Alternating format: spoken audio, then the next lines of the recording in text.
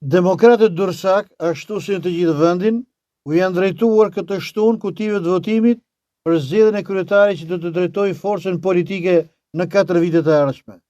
Në garë është vetëm lideri historik i demokratëve Sali Berisha, i cili e ka cilësuar procesin 23 majit si një referendum për drejtimin e partisë.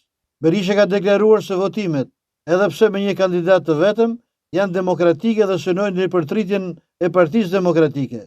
Procesi i votimit ka nisur në orën 08:00 dhe do të mbyllet në orën 18:00 në të gjitha degët e demokratëve në rrethe. Ndryshe nga proceset e mëparshme zgjedhore brenda partisë, këtëherë votat do të numërohen në qendrat ku është votuar dhe jo në selinë qendrore të PD-s, ndërsa rezultati pritet publikohet mbrëmjen e shtunës.